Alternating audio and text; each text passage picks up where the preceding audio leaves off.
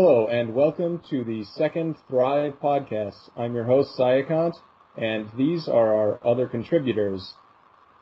First off is Jacob Chambers. He's in charge of the Reddit and Twitter and Facebook and all the fun website stuff. So say hello. Hello everyone, I'm Jacob Chambers. I'm the Outreach Team Lead, and I help with the Reddit and the Twitter and Facebook pages, as well as managing and improving on the Revolutionary Games website. I can't wait to share some of the stuff I've been working on with you guys. All right, and his partner in crime next up is Oliver, who's also working on the website. The one that you see right now, that's all his doing, really.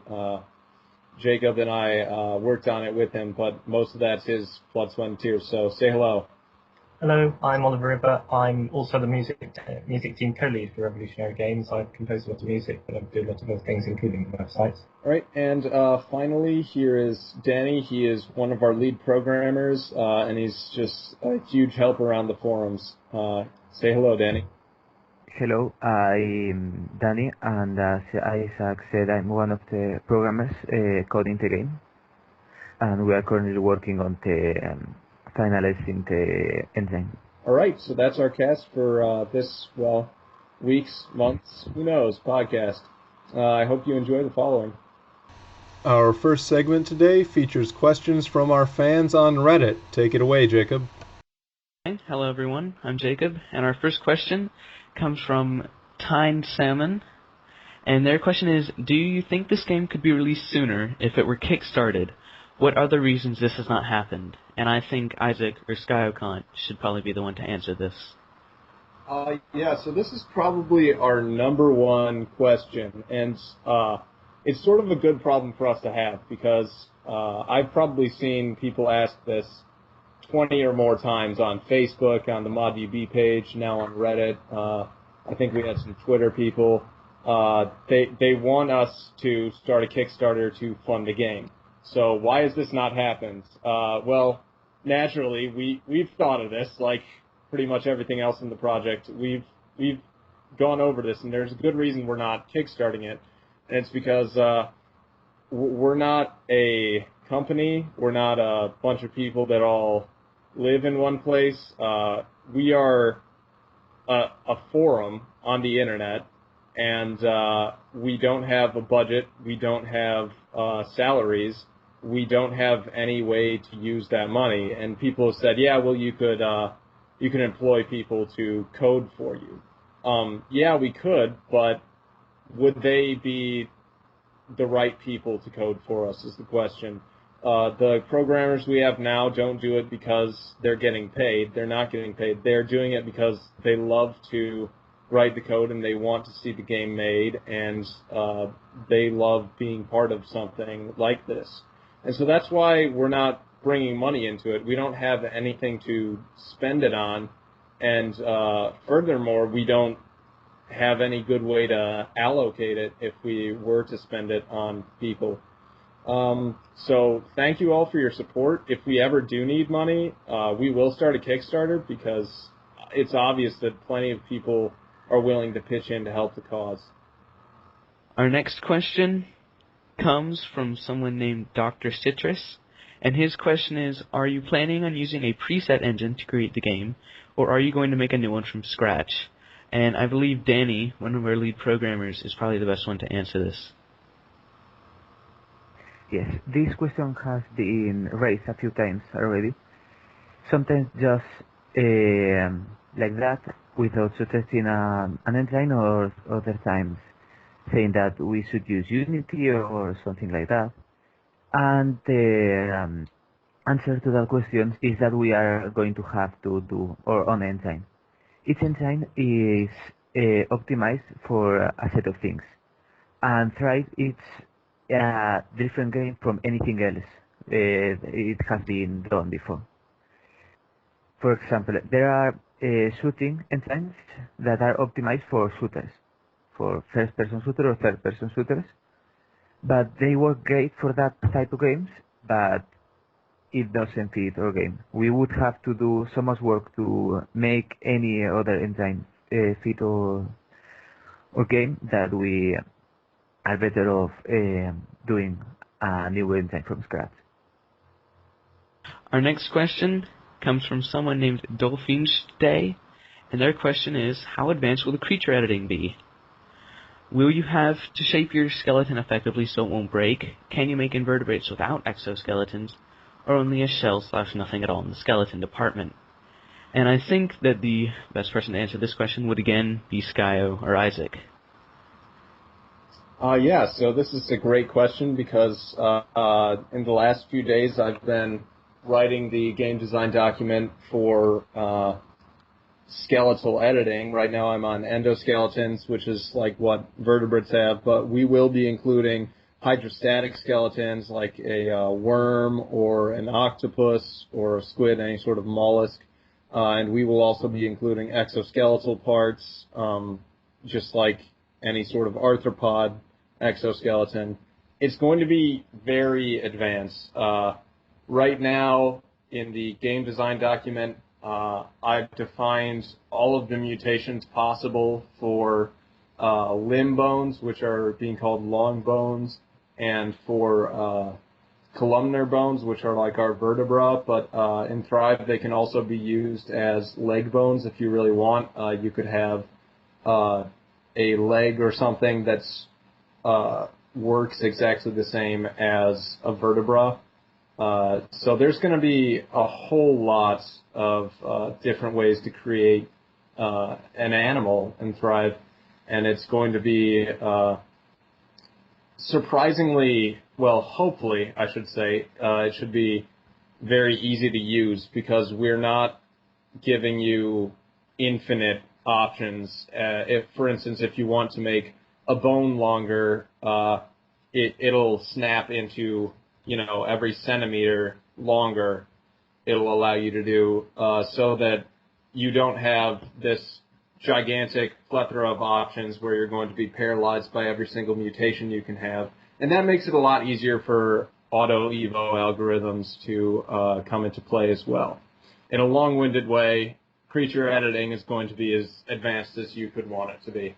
Next question isn't from a specific user, but it's more of a question we get asked and we get suggestions about all the time. It has to do with creating an underwater civilization. And Oliver is going to take a look at this question and answer why this isn't possible. Well, there are lots of different theories that have been suggested for underwater civilizations with Thrive, and many of those theories have been suggested many times and refuted every time.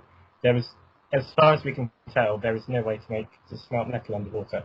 So you can become a civilization underwater, but you won't have any of the armor or the industrial machines or anything to become industrialized or get to the space stage. So many of the theories we've received are catch-22 situations in which you create a building as airtight, but you can't create an airtight building without metalworking. And we basically decided that it's better not to have any underwater civilizations in the game, because people keep asking questions, and if I'm honest, it's getting quite annoying, and I'm sure the people who've been in longer, it's even more annoying for them.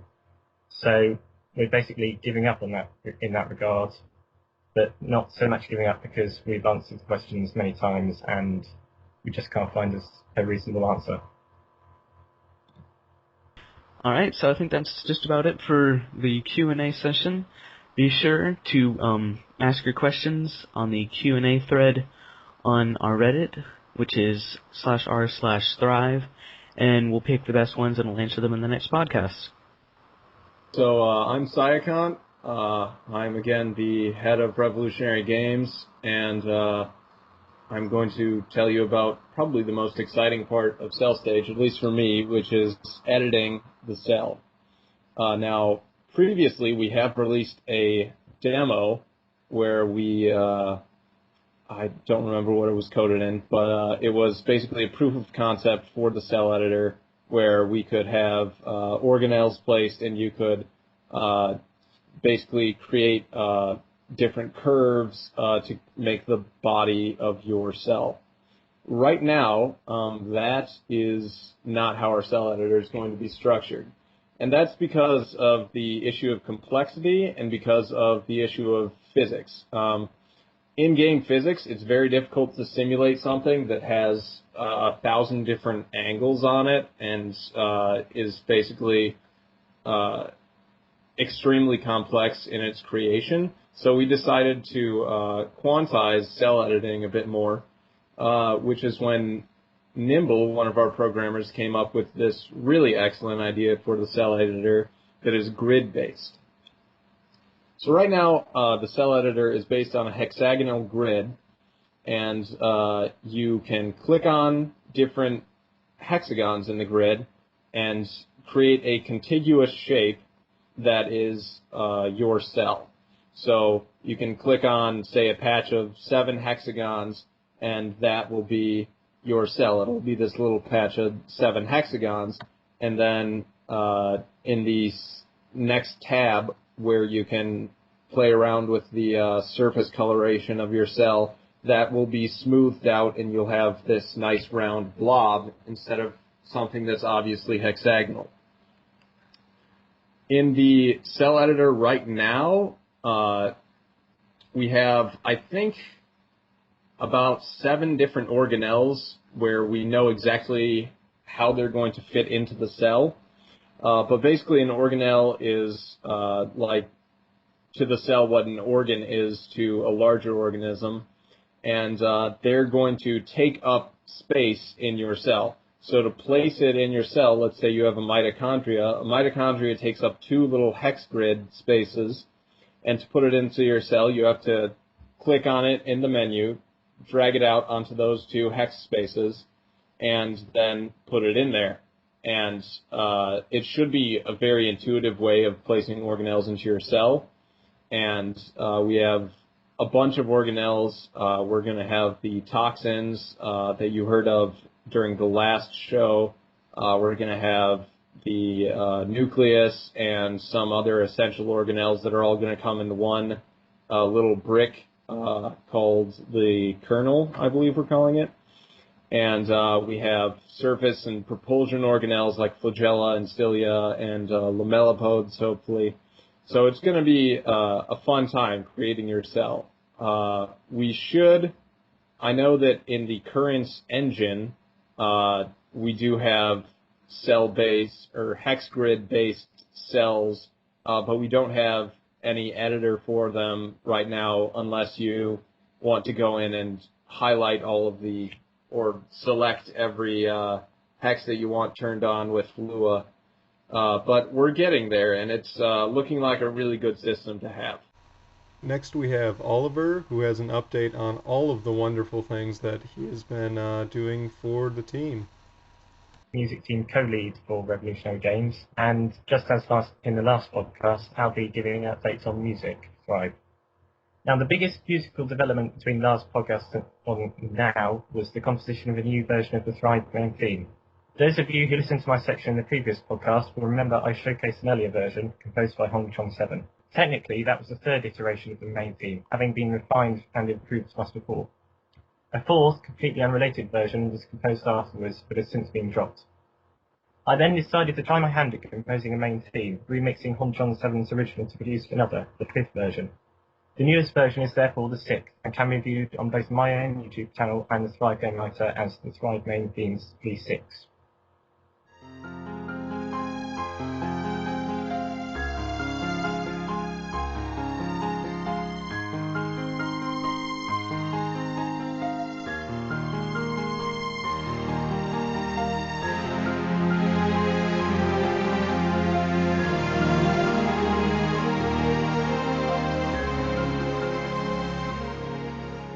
However, this won't be the final version.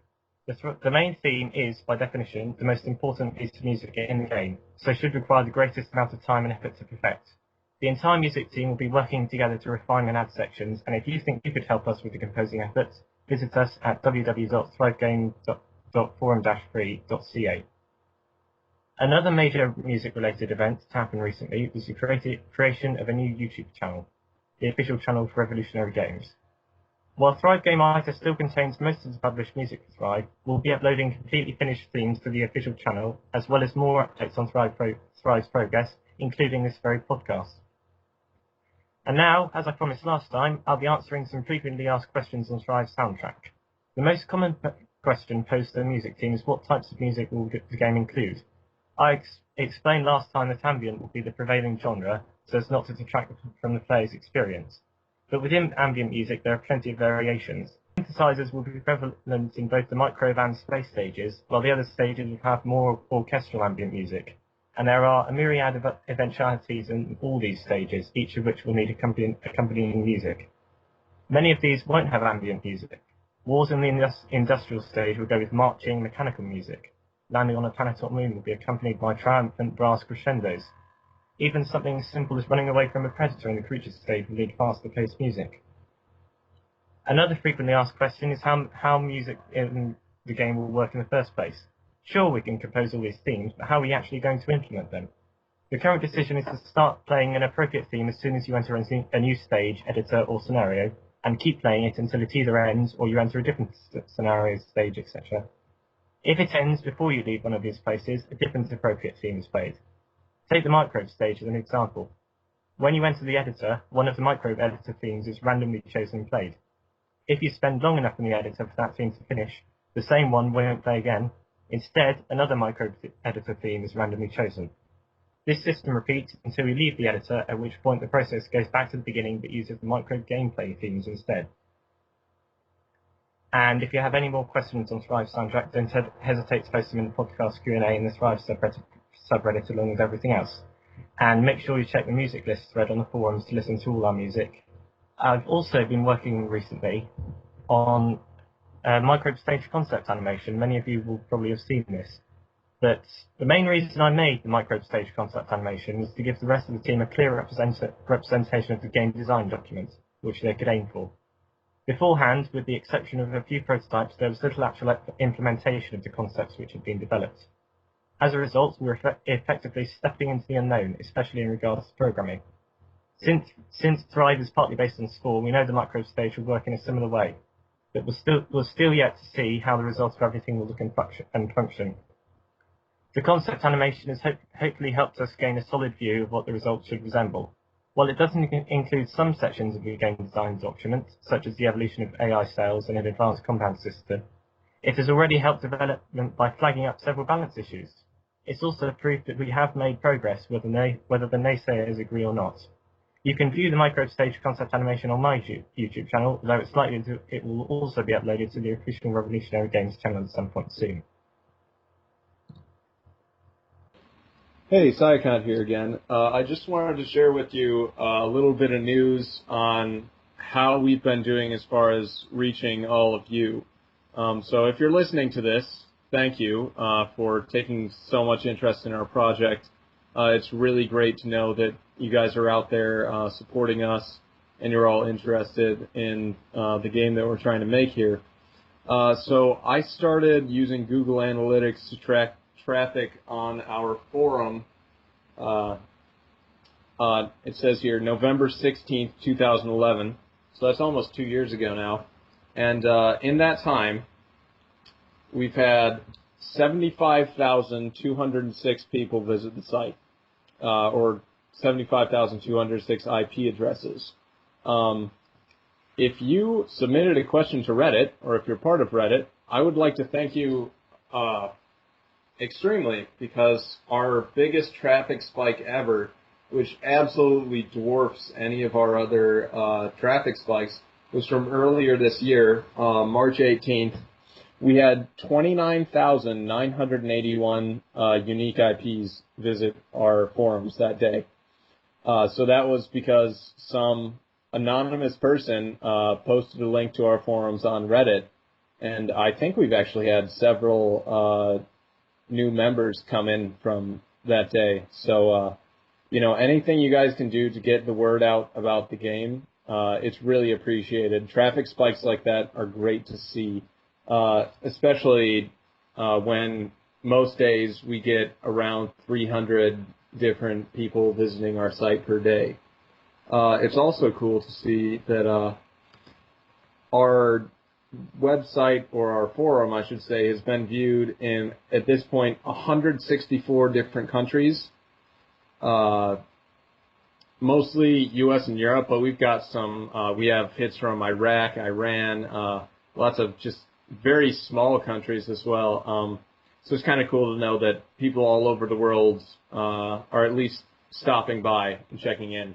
So I really want to thank all of you who are listening to this podcast for your support, for your enthusiasm, and for giving us heart attacks like on March 18th, where we had just 1,000 times or 10,000 times more hits than we usually get. It's crazy. It's good to have.